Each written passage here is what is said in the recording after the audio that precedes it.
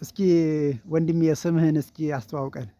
እሺ እግዚአብሔር ይስጥልኝ። ስሜ በጸሎት ስማቸው እባላለሁ።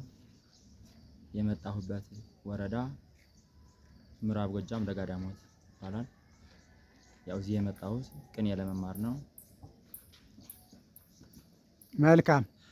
እንዴት ነው? ምንድነው? ምን ላይ ነው ያለው? የቅኔ ትምህርት ስም አለው አይደለ? አዎ አለ። ምንድነው አሁን እየተማርክ ያለኸው?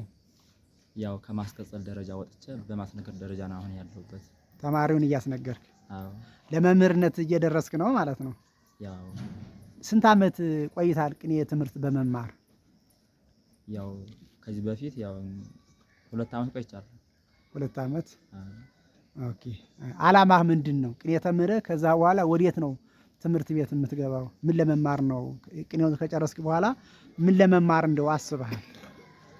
ያው ቅኔው ካለቀ በኋላ ከቤተ ክርስቲያን አንድ ዋና የሆነ ትምህርት አቋም የሚባል ትምህርት አለ። እሱን ተምሬ እግዚአብሔር እንደፈቀደ መጽሐፍን ተምሬ ለመቀመጥ ነው ዓላማዬ። መልካም። እንደው የእንታ ዳዊት መምህር ዳዊት እንዴት ነው? በትጋት ያስተምራሉ?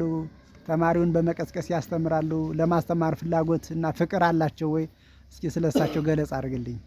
አዎ መምህራችን የእንታ ዳዊት በዚህ በደብረ ማርቆስ ካሉት መምህራኖች ቀደም ከዛ የመጣሁበት የተመረጡ ናቸው። ያው ለተማሪ ፍቅራቸው በጣም የጨመረ ነው። እነሱ ለተመተቆርቆሮ በጣም እንደሚያስተምሩ ቀደም ሀገሬውኛ ገለጻ እሰማ ስለነበረ ያን ተከትዬ መጣሁ። ስመጣም እንደሰማሁት አገኘኋቸው። እስካሁን ድረስ እዚህ አለሁ። ጥሩ። የመጨረሻው ጥያቄ ደግሞ ምንድነው? ምን እየተመገባችሁ ነው የምትማሩት?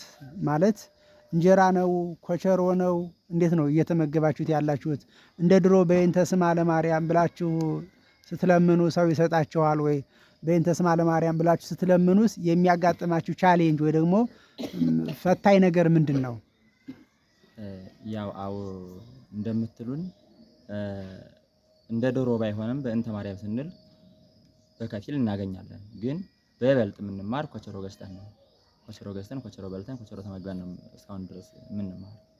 ኮቸሮ ገዝተን ብለሃል ወንድሜ። እና አንድ ማዳበሪያ ኮቸሮ ስንት ብር ይሸጣል? ያው ወደ ገጠር ወጣ አካል እስከ 500 ይሸጣል። ግን እዚህ ከተማ ላይ 7 8 ነው የሚሸጡት። ኩንታሉ ስንት ነው ማለት ነው? ኩንታሉ እንግዲህ በዚህ በጥፉ ድምር ማለት ነው። በዚህ 7 ከሆነ 1400 ብር ማለት ነው። ገጠር ላይ 500 ብር የሚገዛው አንድ ማዳበሪያ ኮቸሮ ኩንታል ሲሆን 1000 ብር ማለት ነው። 1000 ብር።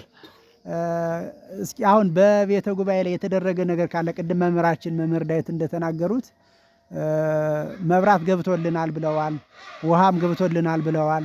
ውሃ ለማምጣት ለምሳሌ ከዚህ በፊት ሩቅ ቦታ ነበር ወይ የምትሄዱት?